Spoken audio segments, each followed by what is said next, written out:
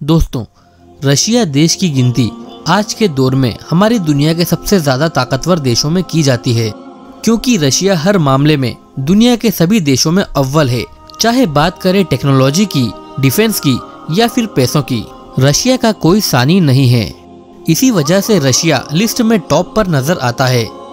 दोस्तों, अगर बात करें मजहब के बारे में तो रशिया में रहने वाले ज्यादातर लोग ईसाई मजहब को फॉलो करते हैं और बचे हुए बाकी लोगों में सभी धर्मों के लोग शामिल हैं। लेकिन दोस्तों, आपको ये बात जानकर हैरानी होगी कि आज से लगभग 950 साल पहले अगर ये हादसा ना हुआ होता तो शायद रशिया जैसा बड़ा और ताकतवर देश एक मुसलमान देश होता। सिर्फ और सिर्फ एक हादसे की वजह से रशिया जैसा ताकतवर देश एक मुस्लिम देश बनने से रह गया था। लेकिन दोस्तों, अब आपके मन में एक सवाल आ रहा होगा कि आज से लगभग 950 साल पहले ऐसा कौन सा हादसा हुआ था कि जिसकी वजह से रशिया एक मुसलमान देश बनते बनते रह गया था। तो दोस्तों, मैं आपको बता दूं कि ये कहानी है उस दौर की कि जब ईसाई धर्म पूरी तरह से पूरे यूरोप में भी नहीं फैल पाया था। इसके अलावा रूस के इलाके में रहने वाले लोग भी अच्छी तरह से ईसाई धर्म से वाकिफ नहीं थे। दोस्तों, उस दौर में रूस की राजधानी मॉस्को नहीं बल्कि कीव हुआ करती थी। ये वही कीव नाम का शहर है जिसे आज के दौर में यूक्रेन की राजधानी के तौर पर जाना जाता है। ये शहर उस दौर में इतना ज्यादा अमीर और डेवलप हो चुका था कि इस शहर को ही रूस की पहचान माना जाता था। उस दौर में रशिया और नॉर्थ यूरोप के बहुत सारे देशों में ईसाई धर्म तो पहुंच नहीं पाया था, इसलिए वहां के लोग एक पुराने धर्म को माना करते थे। वो एक ऐसा धर्म था जिसमें अलग अलग तरह के देवी देवताओं की पूजा की जाती थी। लेकिन दोस्तों, 10वीं सदी में डेनमार्क के एक हुक्मरान जिसका नाम हेराल्ड था, उसने ईसाई धर्म को अपना लिया था और उसके ईसाई धर्म अपनाने का ये मकसद था कि उसके आसपास जितनी भी यूरोपियन कंट्रीज थीं वो उनके साथ अच्छी तरह से व्यापार कर सके। लेकिन दोस्तों, डेनमार्क के इस हुक्मरान के ईसाई बन जाने के बाद इस इलाके में रहने वाले और भी लोगों ने ईसाई धर्म में इंटरेस्ट लेना शुरू कर दिया और देखते ही देखते डेनमार्क के साथ नॉर्थ यूरोप के बहुत सारे देश ईसाई बन गए।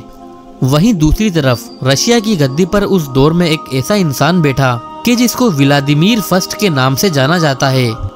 जिस दौर में इस इंसान ने रशिया की गद्दी को संभाला था, ये वो दौर था कि जिस दौर में नॉर्थ यूरोप के ज्यादातर लोग अपने पुराने धर्म को छोड़ रहे थे। इसलिए इस हुक्मरान को गद्दी पर बैठते ही अच्छी तरह से यकीन हो गया था कि अब जल्दी ही मेरा धर्म इस दुनिया से खत्म होने वाला है। इसलिए इसने ये फैसला किया कि जल्दी से जल्दी एक ऐसे धर्म को ढूंढा जाए जो न सिर्फ मेरे लिए बल्कि मेरी सल्तनत में रहने वाले लोगों के लिए फायदेमंद हो।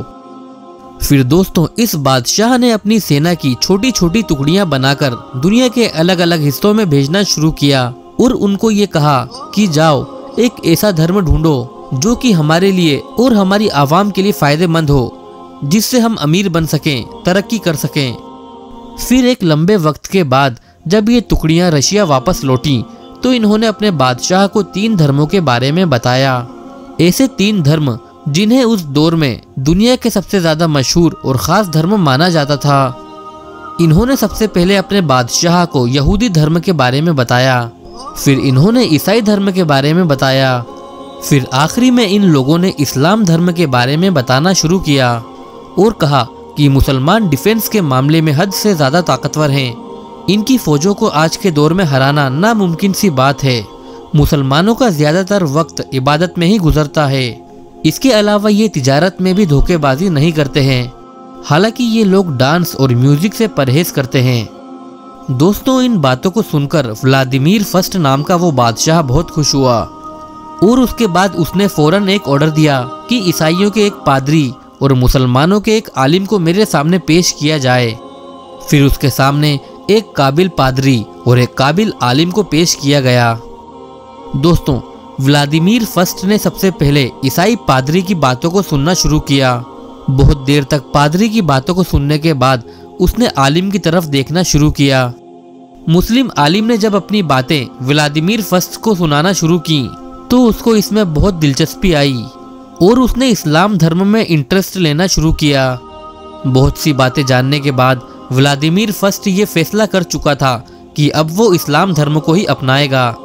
लेकिन जैसे ही उसको पता चला कि इस्लाम धर्म में शराब पीना हराम है तो वो हिचकिचाने लगा, क्योंकि व्लादिमीर फर्स्ट एक ऐसा इंसान था जो शराब का बहुत ज़्यादा शौकीन हुआ करता था।